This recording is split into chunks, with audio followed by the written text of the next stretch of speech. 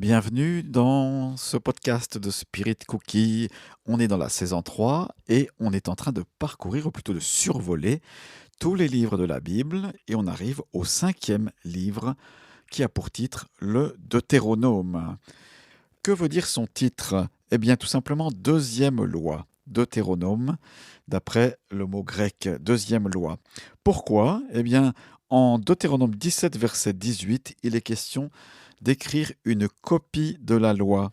Et ce que la Bible entend par loi dans l'Ancien Testament, c'est la loi de l'Ancien Testament, voilà, ou dite la loi de Moïse, les prescriptions que Dieu a données à Moïse. Il y a les 10 principaux commandements, je te réfère à la saison 2 de podcast Spirit Cookie, où j'ai parlé de cela. Et puis, il y a une répétition donc dans les livres du Deutéronome. Autant le livre précédent, celui des Nombres, son histoire s'étalait sur une période de 38 années à peu près, autant le livre du Deutéronome est très court, puisqu'il s'étale simplement sur quelques mois de l'aventure des Hébreux en Israël.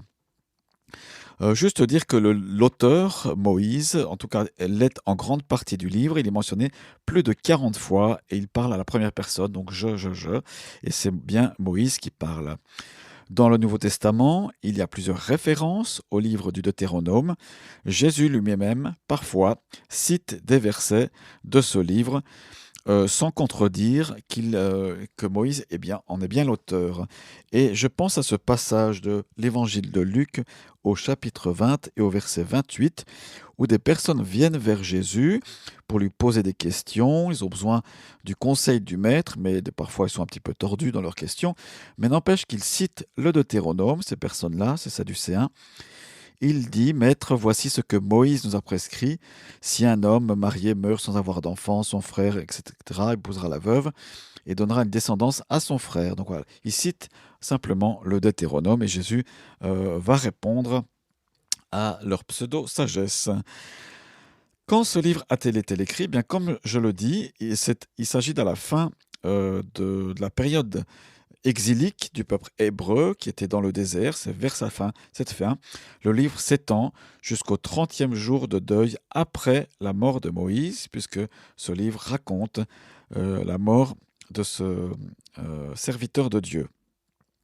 Il couvre donc les 2 derniers mois de la vie dans le désert et on pense que l'on se trouve en l'an 1406 avant Jésus-Christ.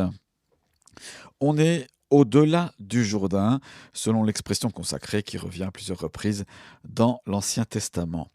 Alors, qu'est-ce qu'il y a dans ce livre? L'essentiel du livre consiste en différents discours de Moïse, et il y en a 3. Ce sont des discours d'adieu, d'où le caractère très personnel. Le conducteur du peuple considère le passé en regardant déjà l'avenir. Ce passé enseigne à la nouvelle génération que le seul moyen de conquérir le pays promis est d'obéir aux commandements de Dieu. Tout simplement. Et là, on a un livre très touchant, personnel, où Moïse se livre et il livre son cœur, parfois avec des émotions assez fortes, et c'est très intéressant.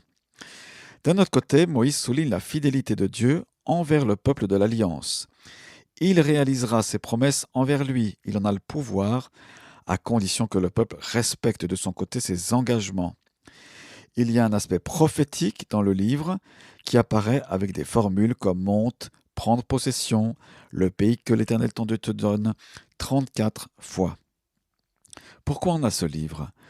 Les Israélites qui avaient reçu la loi au Sinaï et qui étaient entrés dans l'alliance avec Dieu étaient presque tous morts, cette première génération qui est sortie d'Égypte. Il fallait à la génération suivante, à leurs enfants, rappeler cette loi et la lui expliquer et appliquer les principes de vie future en Canaan, afin que les conquérants du pays de la promesse entrent en connaissance de cause dans l'alliance avec l'Éternel. Donc ce livre de Deutéronome est comme un tapis qui est là, dressé, déroulé plutôt devant le peuple des Hébreux, juste avant qu'ils ne rentrent dans le pays promis, le pays de Canaan. Comment faudrait-il vivre lorsqu'on sera installé dans ce pays? Et je termine avec une pensée en te disant que certainement pour toi et moi, Dieu a un pays de Canaan. Et il marche devant toi, il trace le chemin devant toi afin que tu puisses y pénétrer. La porte pour entrer dans ce pays, c'est Jésus-Christ lui-même. Je te souhaite une très bonne lecture du Deutéronome et à bientôt.